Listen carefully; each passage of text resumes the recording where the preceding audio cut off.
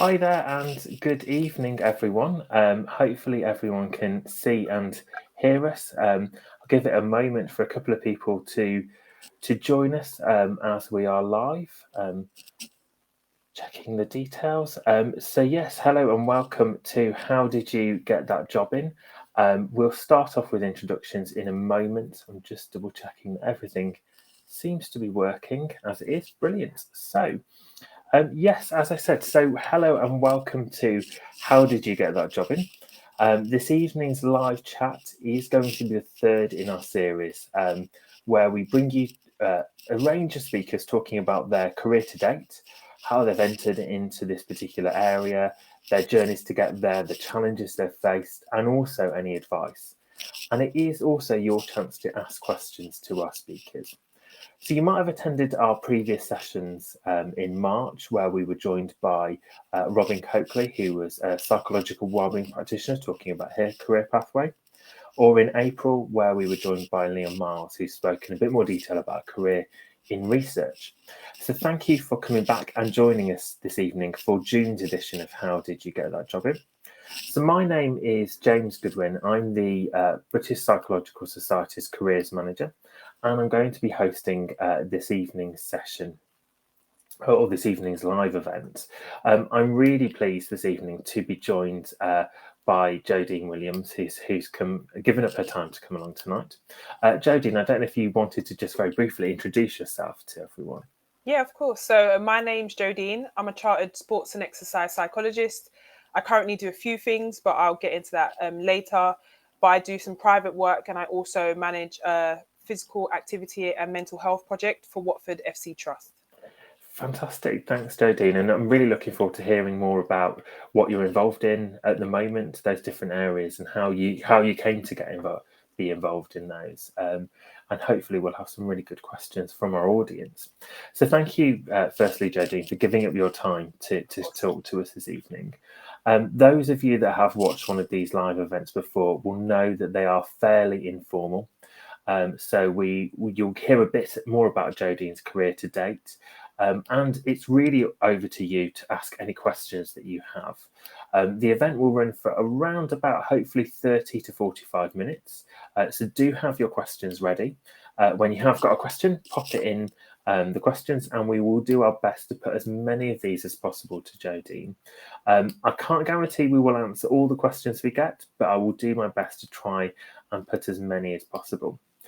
Tonight's session is also being live streamed and recorded, so you can come back also and visit this page if you do miss anything. So the live link, once we finish this evening, will be available.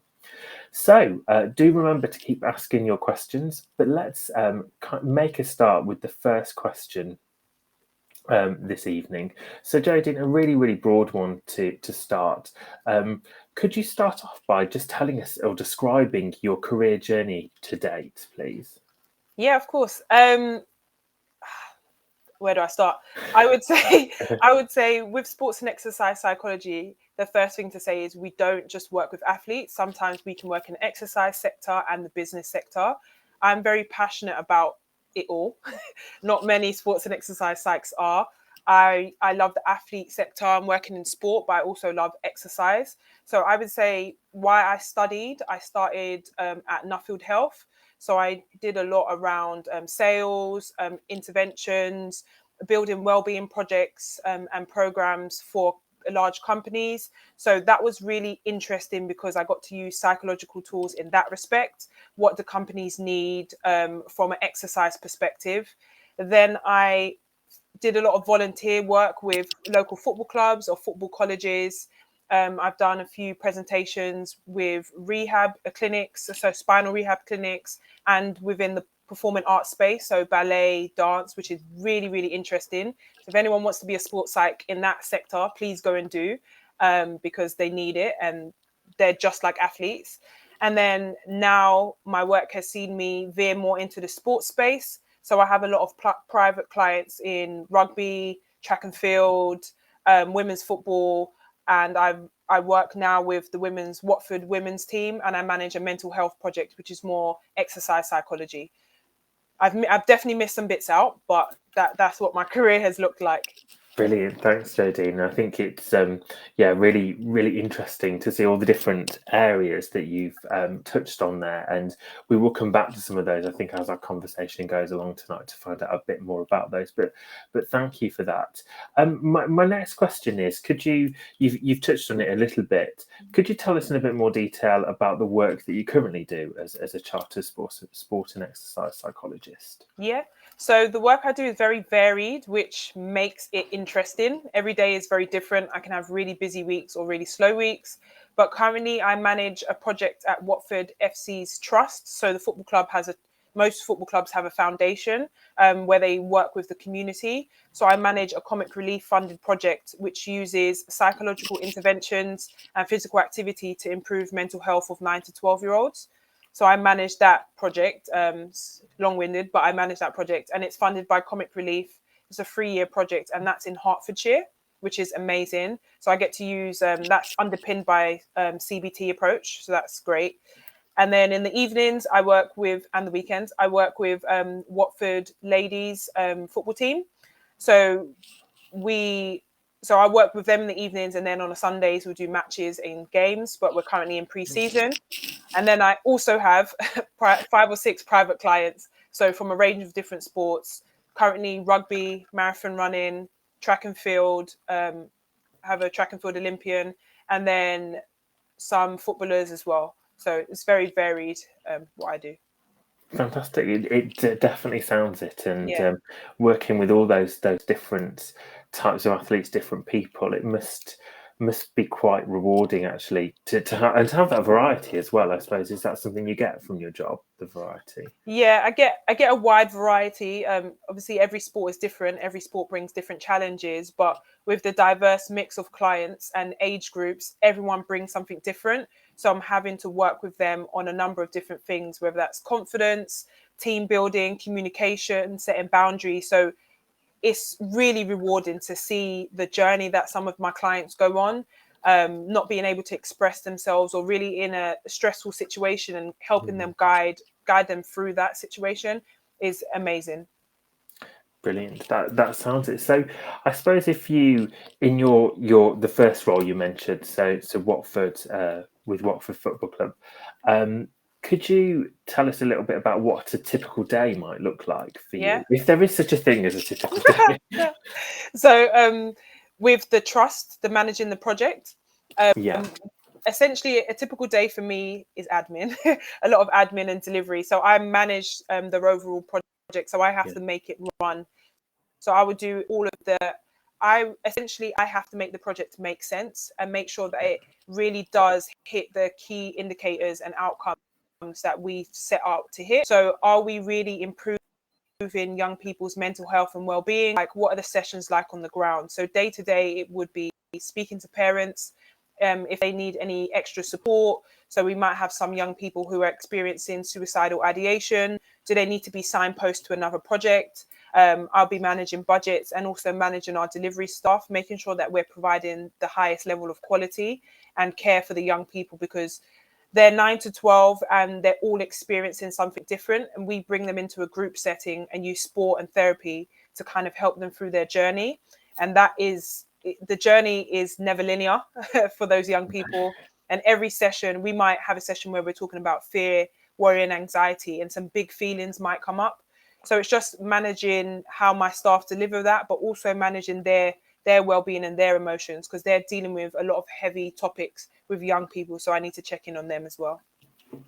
Brilliant. Thank you for that, Jodine. It sounds really interesting. Again, really varied, and again, that rewarding nature of it comes through as well.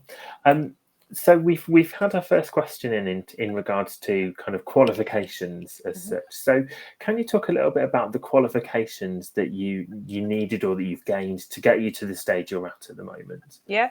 So I'm going to first put a disclaimer and say, please do not take my route. It was the long-winded route, but please take the quicker route that I took. But I guess the route I took gave me a lot of experience and knowledge, I guess. So I first did a BSc in sports psychology and performance at London Met. So that wasn't accredited. So I then went on to do a chartered postgrad diploma in psychology, based in psychology. Then I did a master's in sports and exercise psychology. And then I did my stage 2 with the BPS in sports and exercise psychology. And then I became qualified. So I don't have a PhD, but I know they've now adjusted the training route to Prof Doc, which I would have hoped that was around when I was studying. But yeah, so I don't have a PhD. Would love to get my PhD, and hopefully I will do that soon. But that's my brief educational journey. I will say along the journey, though, I have done loads of CPD. So I'm really interested in injury rehab, really, really interested because of how my journey started. A lot around goal setting and as well as the BPS. There are a number of other organizations that do qualifications. So I've done CBT practitioner, even though I'm more rooted in humanistic, but I'm interested in how CBT works and connects thoughts and feelings together. So I do a lot of CPD along the way because our degree is only the base level. We can learn so much more past that. And sometimes we want to specialize in a certain field. And mine is injury and rehab. I love it. So Brilliant. Thanks, Jodine. I suppose in terms of CPD, you've answered my next question, but I suppose just to follow on from that, in regards to CPD, now you are qualified or chartered. Yeah. How do you ensure you kind of stay up to date or continue your own professional development? Have you got any advice for anyone out there? Yeah, I would say read. I read a lot. I'm a book lover. The books are expensive. If you can buy them secondhand, please do. But I buy a lot of books. And usually it's shaped around the work that I do. If something comes up, I might need to do deeper reading. So for example, working with the women's team, a lot around mental health and well-being, and given that really whole athlete approach. So I did a lot around well-being, looking at lifestyle as well as being an athlete, and courses that merge the two, and books. So I would say books is always my first point of call. The second point of call is always looking at being up to date with the research. BPS has portals where you can look at the research, Google Scholar, but also having a peer support network. I have a group there's about 7 psychs, and we're in a WhatsApp group. We exchange research, we meet up, we work through challenges, and then looking for courses that are out there, not necessarily just in the sports and exercise field. We can go into clinical, we can go into different fields of psychology to really build our knowledge base. So we might have to deal with trauma and different avenues of psychology all linked together. So I'm always on the lookout for courses, not just within my field to niche myself down, but how can I look broadly at other topics? So for example, at the moment, I'm really interested in sleep and how that's impacting performance.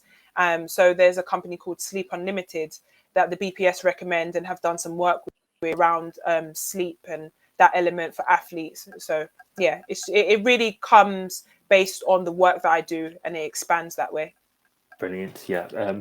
There's lots there, Jodine, I think, to kind of talk about, and lots of really good advice, I think, that you've given to people in terms of how they can do that, and having that mixture of professional development around kind of, reading, reaching out to your networks, and then just also following your curiosity as well. Yeah. In doing that, in terms of kind of publications and the reading you do, are there any particular sources that are your go-to for kind of keeping up to date on what's happening? Yeah, definitely. Sports Psychology in Action. There's another journal. I'm going to butcher this. I know I am. I believe it's Sports. I think it's just called the Journal of Sports and Exercise Psychology. Those ones are always good. And then I buy a lot of books from Human Kinetics around athlete well-being, team sports, and I read a lot of biographies as well. I know they're not really researched, but we can understand a lot from the athletes that have lived or are doing well in the field. Yeah, no, and that must be really interesting as well in terms of kind of finding out about kind of athletes and looking at it with your kind of knowledge of psychology behind that as well. Yeah, I'm currently on Tyson Fury's biography, so that is he's an interesting character. So it's great to get an insight into how he thinks and his mindset, and also looking at it from a psychological point of view. Yeah, no, and I suppose that's somewhere as well, that if we've got anyone listening tonight that are maybe in the early stages of their careers, can actually start to do and just start reading biographies, because again they're really kind of accessible. People can kind of get them off kind of from wherever and kind of start getting that understanding of sports psychology. So that is a really good piece of advice, I think.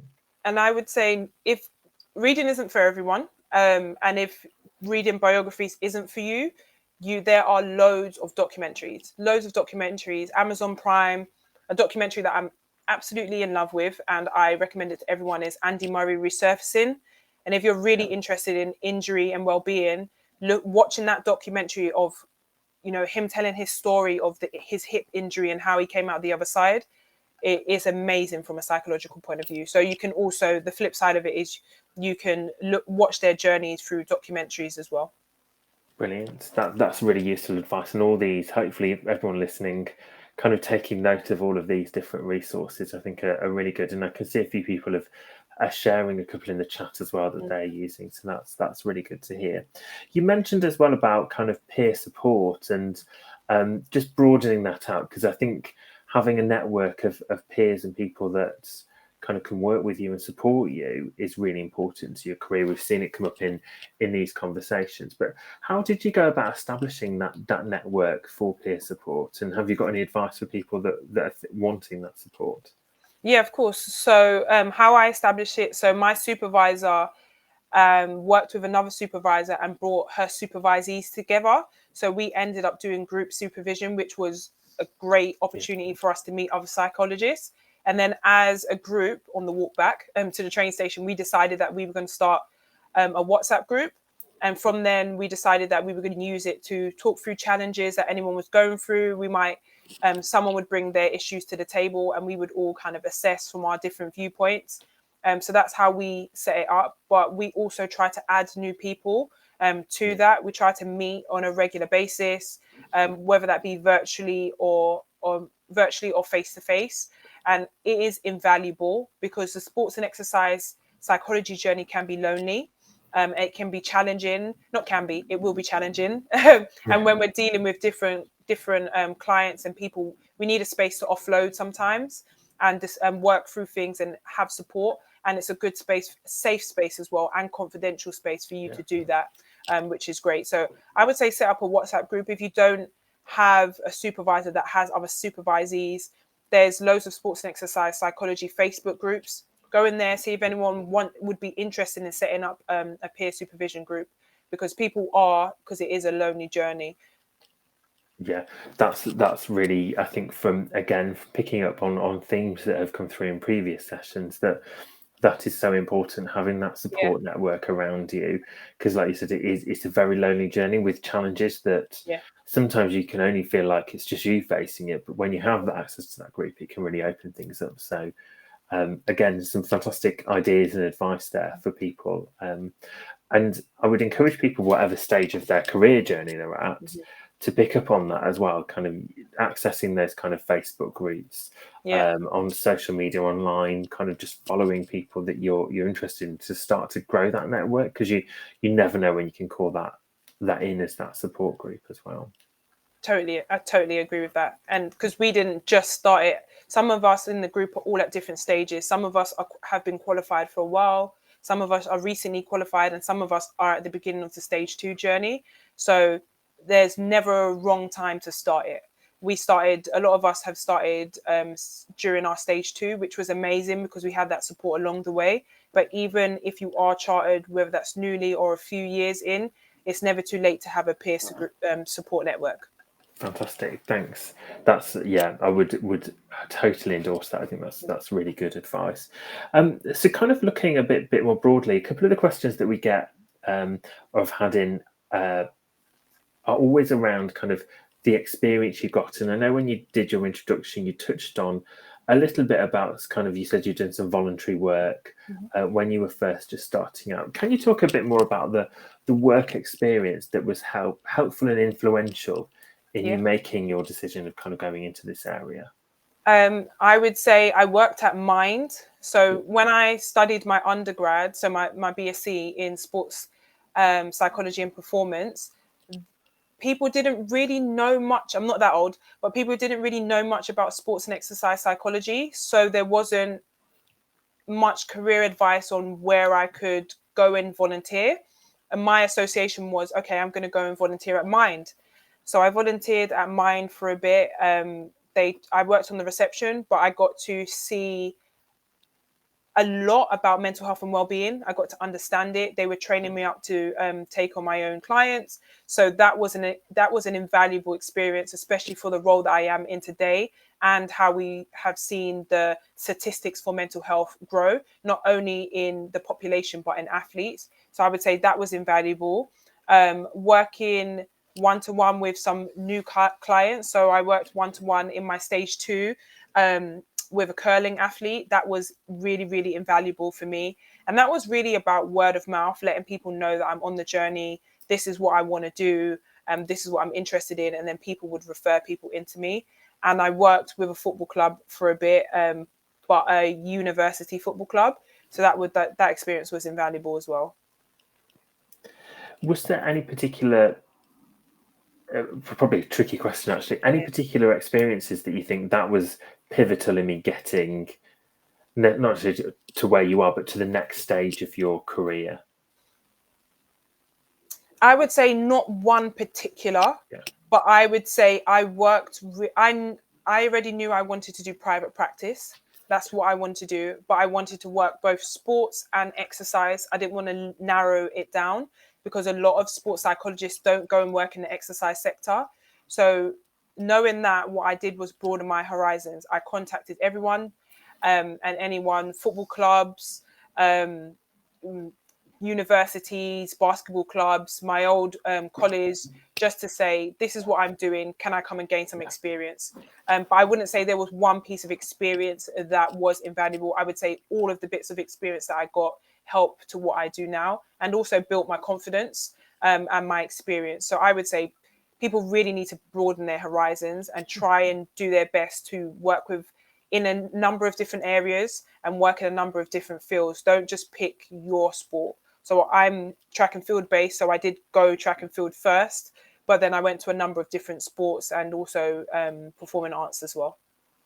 Perfect. That's actually really timely because for within our careers work. So our whole careers presentation that we do around kind of psychology careers to our university students is entitled Broadening Horizons, with exactly that message as well. So that chimes really nicely. And it sounds like the work you've got, and again, we go back to that variety that you had. So you mentioned you did some work with performing arts. Yeah. How did you apply what you'd learned about psychology and sports psychology to that area? So it was around, don't quote me, but it was around confidence, and it was for their kind of festival of dance. But it's that understanding that sports psychology is essentially, when we work with athletes, about performance. When we work in ballet or performing arts, they're performers. So there is a lot of overlap in the techniques that we can use. So it's not, you won't be out of your depth if that's the best way to say it. You won't be out of your depth. You can just apply what you do with athletes to performers, because essentially they are athletes. Even if you worked with a high-powered lawyer, the techniques are pretty much the same because it's a performance that people need to give. Yeah. So thinking kind of, I think, again, that's really, really good advice in terms of the transferability. And I think actually having a sense of, or having that attitude towards kind of going in and actually embracing that slight, I suppose, uneasiness about, well, I'm just going to try lots of different areas, can be quite exciting. It can be a little bit difficult for people as well, I think. You mentioned at the start as well, and you've touched on it as well going through, and you said about kind of within sport and exercise, it's based in, so it can be applied to so many different areas. Yeah. And you said that you would kind of, it sounds like, gone into it with a very open mind of being like, I just want to get the experience. How did you, is there any advice you would give to people that are maybe exploring the different arenas where sports psychology can be applied? Is there any advice you would give to actually making a decision about what area to kind of focus on or go into? I would say, in terms of advice, I would say look at all of the areas first that we can go into. So, for example, when I explored it, it was we could go into the military, we can go into sports, we can go into exercise. But now I've done more research, people are going into performance sectors, they're going into business. So I would say don't limit yourself. Understand how sports and exercise psychology can be applied to that area and see if that interests you. There's no harm in trying it, trialing what you can do and seeing how those techniques can apply.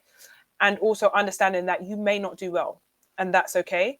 And you might not like that area, and that's totally fine as well. But you need to try it before you knock it, in a sense, because you won't really know. I like working with athletes one to one. I love one to one work because I can get a lot more done rather than a workshop.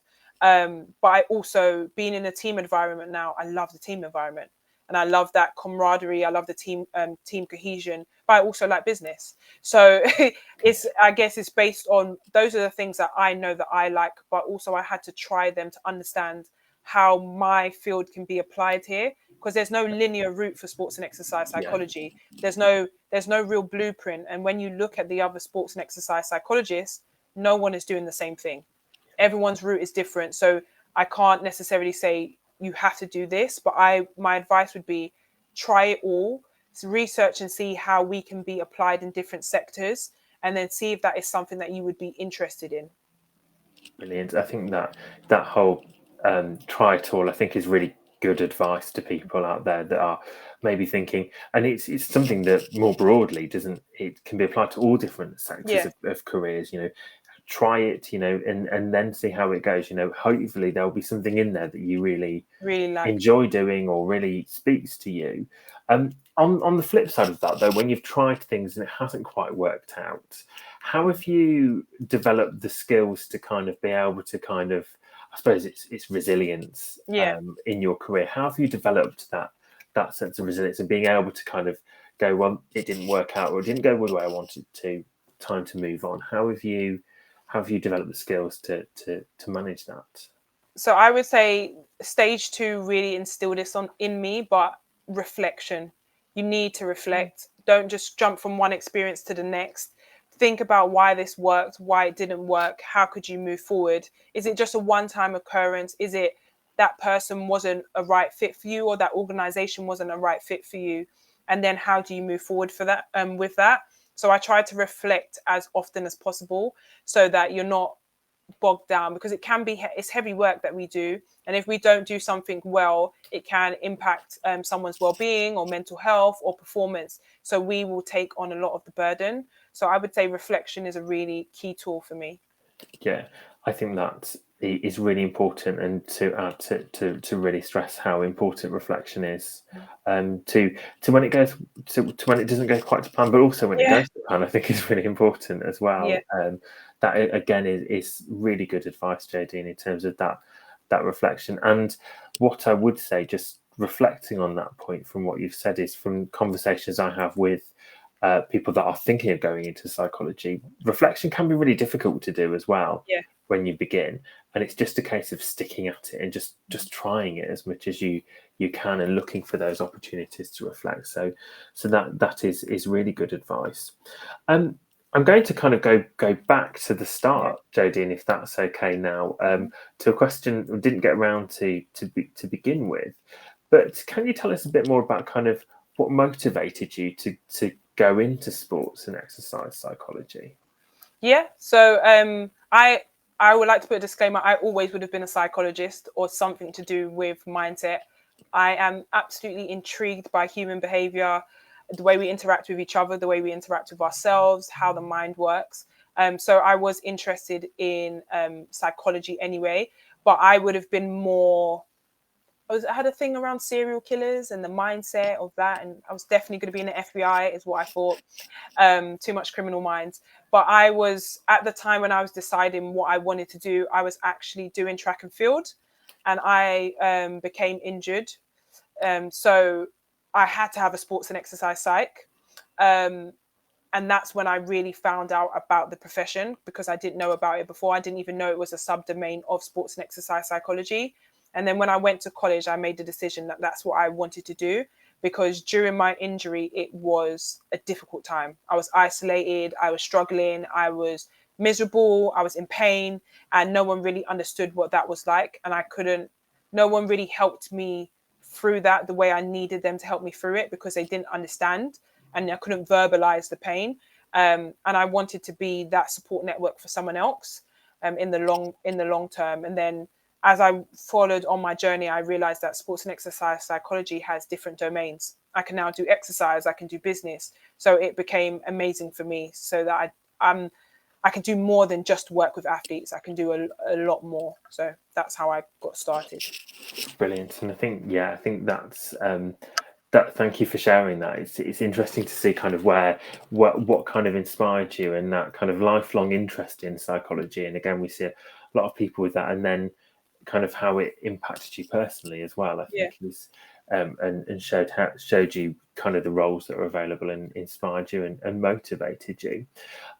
In terms of a couple of specific questions, kind of working with different people, I suppose, looking through the chat questions we've had, people that are maybe interested in working with, you work with athletes, but in terms of working with other groups of people, from your knowledge of sport and exercise psychology, are there posts that do that, and what are those?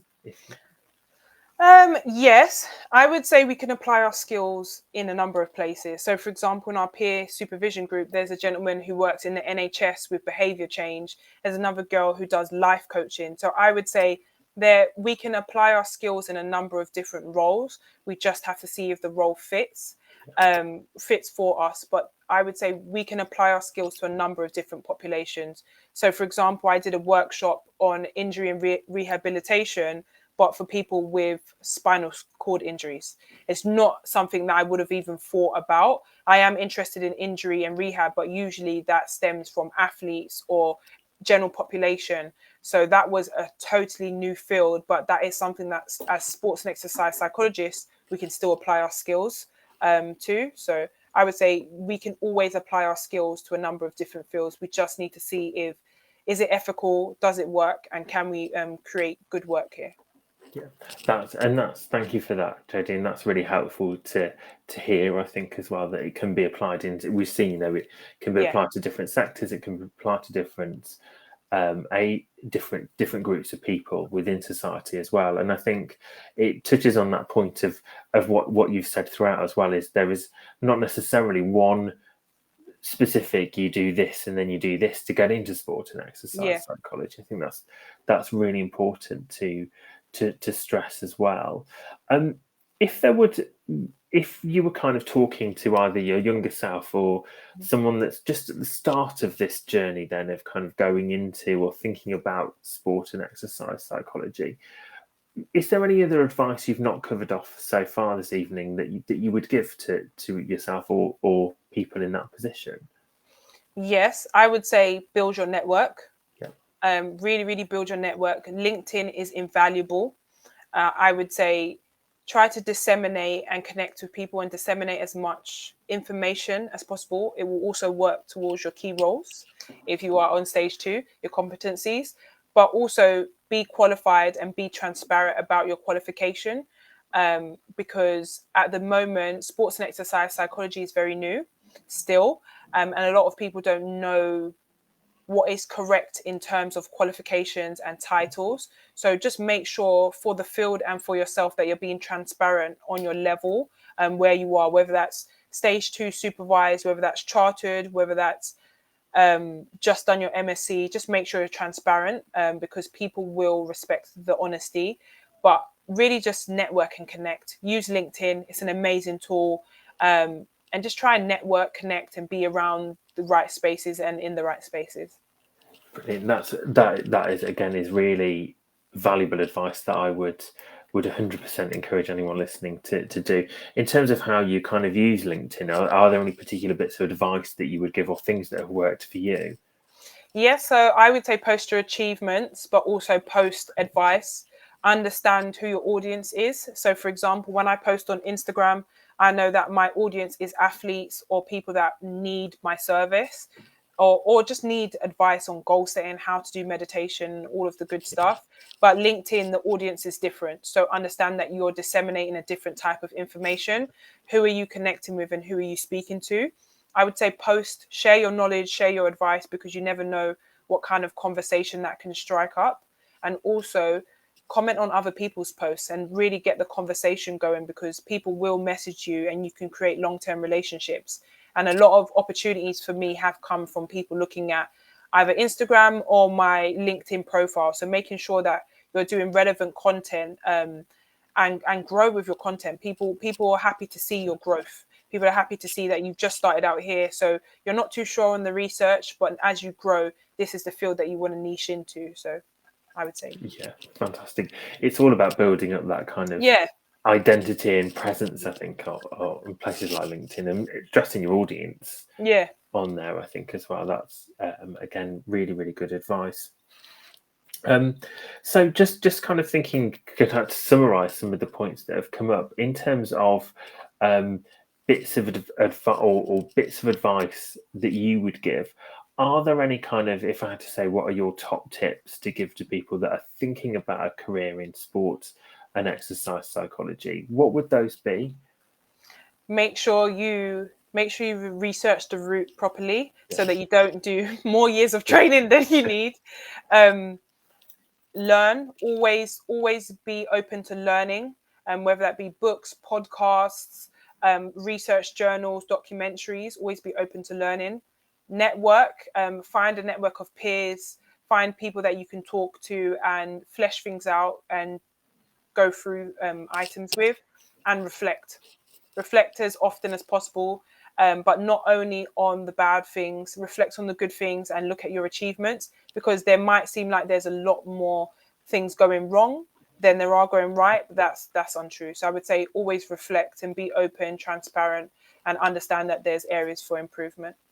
Yeah, they're really good piece of advice. So thanks for that, Jodine. I think just in regards to the route as well, just to give a very quick plug to the BPS Careers web pages. So it's something that myself, and Natalie, my colleague who I work with, are working on at the moment, of kind of hopefully simplifying those pages. But at this stage, have a look. I would encourage anyone that's thinking about their different, what area of psychology they want to go into, just have a look at those pages, because there is some information on there in terms of what the qualification pathways are as well. And I think, picking up on a previous point you made, Jodine, as well, that sitting around those qualifications, they provide maybe the skeleton of your requirements to become chartered, but actually at the same time think about all the experience that goes with that as well.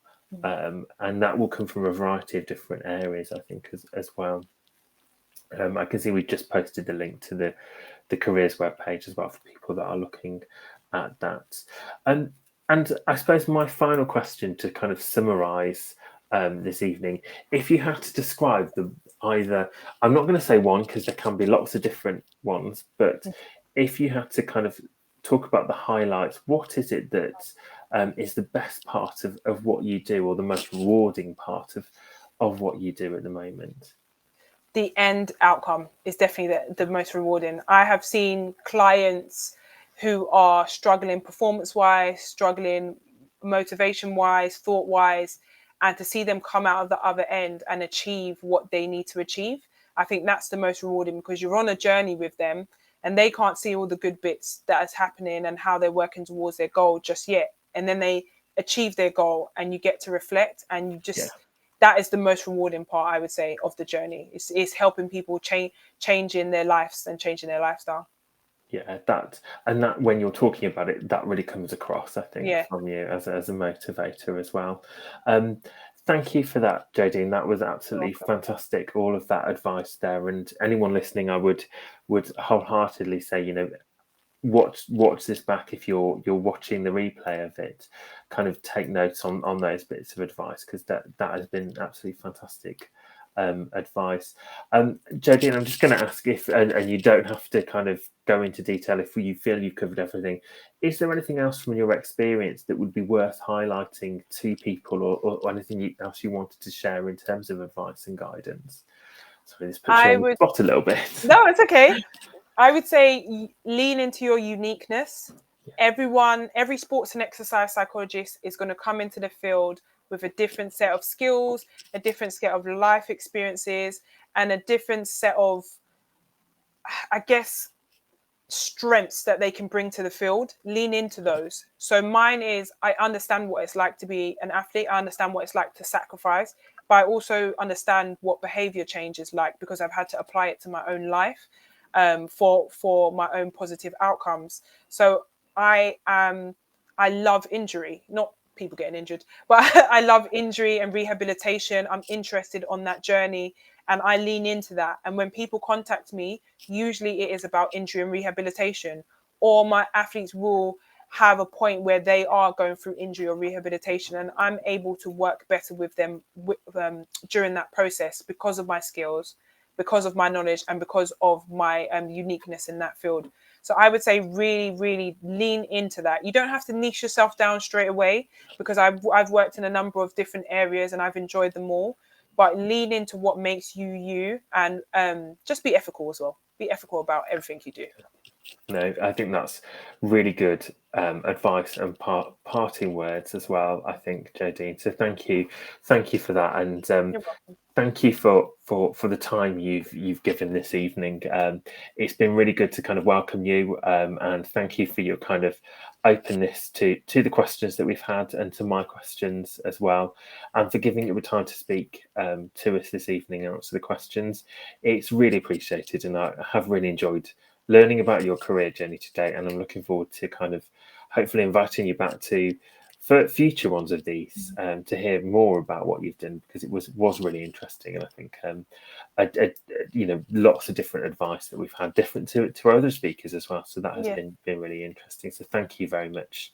Thank you for having me, Jodine. And finally as well, thank you to those that have been watching along, whether you've joined us live or you're watching the recording of this. We do run these live events on the first Tuesday of every month. Next month will be taking place on the first Tuesday in July, which is going to be Tuesday the 5th of July. Keep an eye on our social media channels for details of our next speakers. All that's left for me to say is thank you very much, everyone, for attending and for joining us. And thank you to Jodine again.